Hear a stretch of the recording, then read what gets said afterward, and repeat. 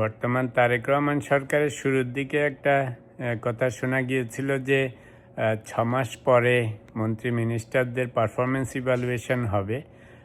তো সেটারই সূত্র ধরে কিনা জানি না, ইদানিং সরকারি পাড়ায়, রাজনীতি পাড়ায়, মন্ত্রী পাড়ায় কথা চালু হয়েছে যে কিছুদিনের মধ্যেই মন্ত্রী পরিষদের রদবদল হতে পারে। কিছু বাদ যাওয়া, কিছু প্রমোশন হওয়া, কিছু মন্ত্রিসভায় যোগ হওয়া, এ ধরনের কথাবার্তা শোনা যাচ্ছে আকাশে বাতাসে।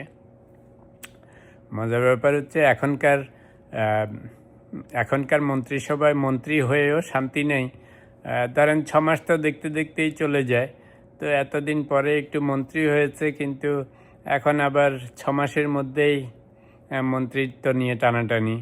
তবে এটার সুদিকও আছে, খারাপ দিকও আছে। ভালো দিক হচ্ছে যে যদি সত্যি সত্যি এখন কিছু মন্ত্রীদেরকে পারফরমেন্সের জন্য রদবদল করা হয়, ইদার পোর্টফোলিও চেঞ্জ করে দেন অথবা প্রমোশন ডিমোশন করেন বা বাদ দিয়ে দেন, তাহলে সামনে মন্ত্রী যারা হবেন তারা আরেকটু কেয়ারফুল হবেন।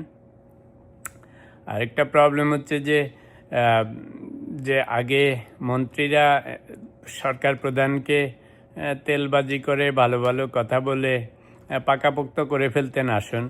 বর্তমান প্রধানমন্ত্রীকে আবার সুনাম করতে গেলেও বিপদ।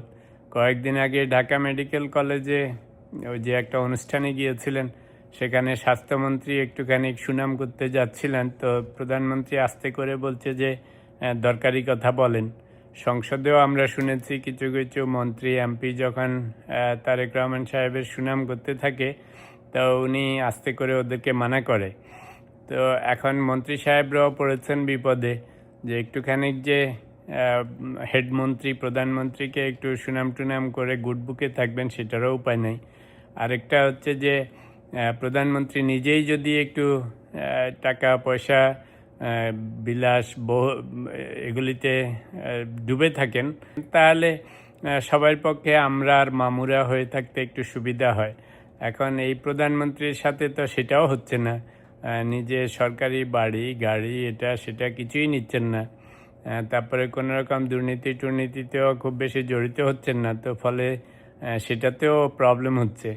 তো সোজা কথা হচ্ছে যে বর্তমানে মন্ত্রী হয়ে খালি নাম কামানোই যা হচ্ছে মনে হচ্ছে, যে অন্য কিছু সুবিধা হচ্ছে না। তার মধ্যে আবার যদি পারফরমেন্সেও প্রবলেম হয়, তখন মন্ত্রিত্ব নিয়েই টানাটানি। আরও একটা হয়েছে যে এখন তো এমনই গণতন্ত্র যে কথায় কথায় পিচ্চি পাচ্চিরা স্কুল কলেজ ইউনিভার্সিটির ছেলেরা বেরিয়ে যায়, সাথে সাথে ইন্টারমিডিয়েটের ছেলেপেলেরা বেরিয়ে যাচ্ছে। শিক্ষামন্ত্রীর পদত্যাগ চায়, কি বিপদ।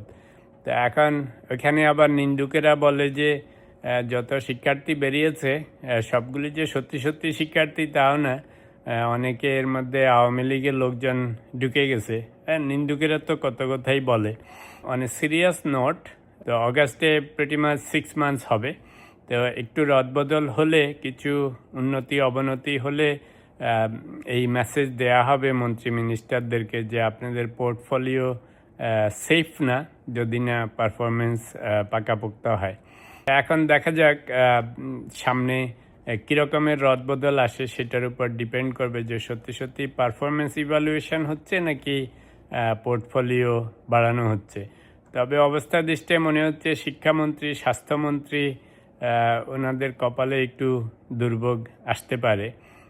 স্থানীয় সরকারের প্রতিমন্ত্রী মিস শাহ আলম, যদিও ওনাকে নিয়েও টুকটাক কথাবার্তা হয়, but so far so good মনে হচ্ছে, টিকে যেতে পারেন।